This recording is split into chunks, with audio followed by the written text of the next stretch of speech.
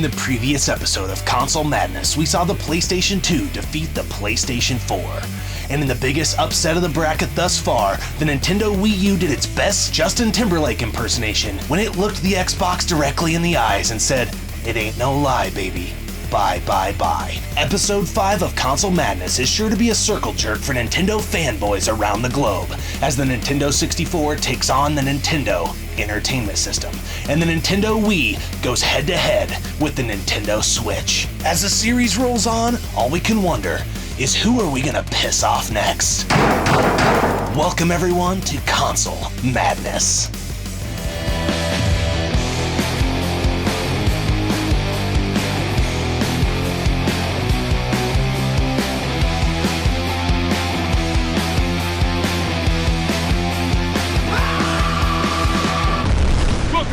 Off the grid, boom shakalaka!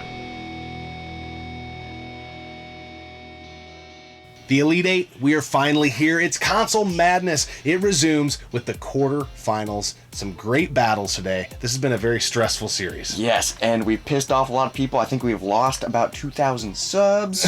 No, I'm just kidding. But this series has been a lot of fun.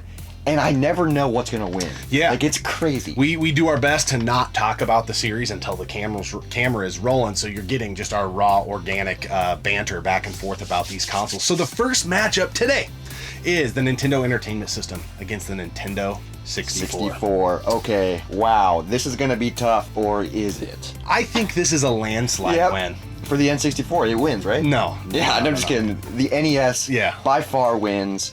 I'm just not a big fan of the 64, even though it was my first console that I ever owned. Got it for Christmas. There are some great games on the N64, but the NES, man, we keep playing it. Punch-Out, Dr. Mario, Gradius, like, oh my god, there's so many amazing games. Yeah, the NES is like the gift that keeps on giving. You know, every time I start to slide away from the console, it pulls me back in. And the N64, for me, I feel like is more nostalgic than it is great. You know, like I've got a ton of nostalgia for it. I remember when it came out. I'll never forget how bad my brother and I wanted it for Christmas. We finally got it, freaking out.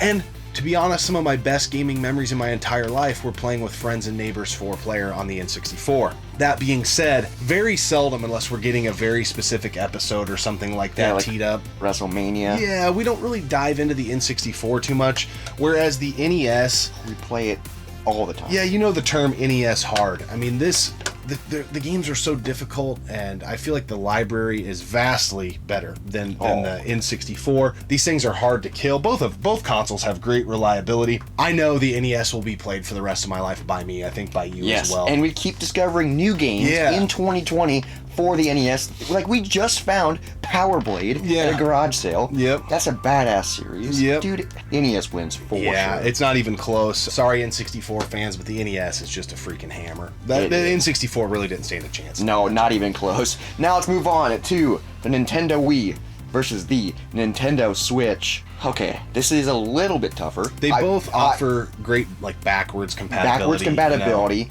You can play the GameCube controller on both, which I love. It's cool because the Switch has the NES and the Super Nintendo apps on it. It has online play. There's a lot of great games on it. We have a lot of great shmup collections. Yeah. But the Wii, light guns, the library. I know there's a lot of shovelware, but there's a lot of great games on the Wii. I mean, love the Switch. Again, it's weird. I personally feel like this is kind of a landslide again. Love the Switch, but we play the Wii a ton. Yes, we do. With the combination of rail shooters, the co-op games, the party games. You know, in this matchup, I think it's a fair discussion to bring up the backwards compatibility. Yes. The Wii, I think, has more of a diverse side as far as that goes, because I feel like the Switch's eShop is not that great. No, it's not. The eShops have slowly been going downhill ever since the Wii. Yeah. And it's not, I mean, it's still fine. Yeah, I mean, it's better than nothing. Yes. But it's nowhere near as good as the Wii U Wii Shop. Yeah, the Wii U Wii Shop is badass. And since we got rid of the GameCube, I think that's just another push for the Wii, so we can still play the GameCube games. Yeah, you know? for sure. I mean, I kind of, when I looked at them on the table, was like, man, this is going to be kind of tough, but I don't think it is really that tough. And, you know, kudos to the Switch for the portability. That is cool, but honestly, we do take it on the road with this, but we don't even play it in portable mode all that much. No, not that much. When we got it, I figured we would use that function way more than we do.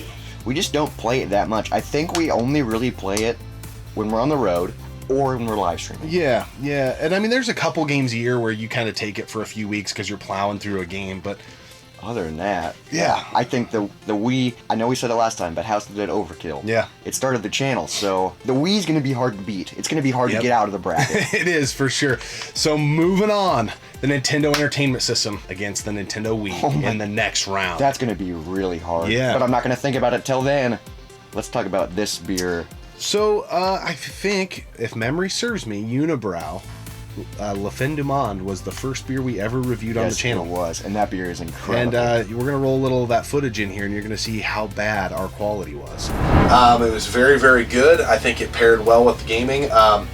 The 9%, you got to be careful. If you're playing anything that requires some brain power, like maybe our #1 game. Yeah, maybe. Yeah. I'm not going to say what it is. No, heck no. Can't do that. Damn, we were stupid. Yikes. That was rough. Yeah, but this is the Don de Deux. I think that's how you say it. Yeah, I don't know. Belgian-style triple wheat ale. Comes in at 9%. Yep. It's just an ale brewed with spices. Unibrow. I've never had a bad beer by them. This just is I feel like great. they are the best consistent brewery at that Belgian style. Yes. And like their triples, their quads, all of that stuff is just epic. You can just taste like the wheat and the yeast, and it has that just good, rich flavor. Yeah. It's a good, easy drinker. And they're real heavy on that, whatever that taste that comes through in like a Hefeweizen. All their beers have Like that. a clove. Yeah, Hefeweizens are probably my favorite style of beer. You really like them too. Yes. But it's so damn hard to find a good one. And this isn't a Hefeweizen, this is a triple, but my point is, beers in that realm seem to be very hard to make, and for whatever reason, these guys got it figured out. They got it figured out. This is so good. I'm so glad we found this, because I think we've had most of their catalog that we know of. Yep, but there's only a few offerings in our area.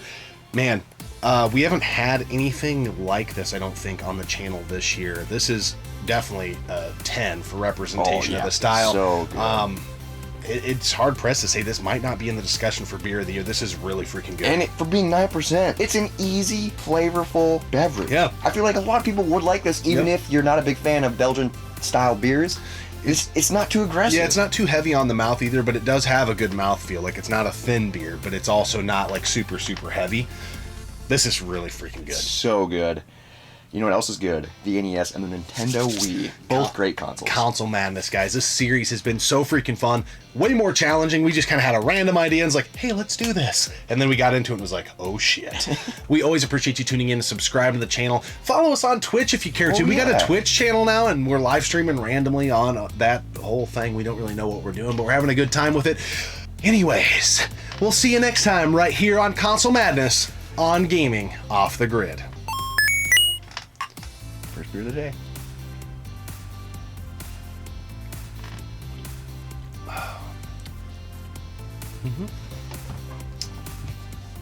Yes, sir. God, it sucks being us.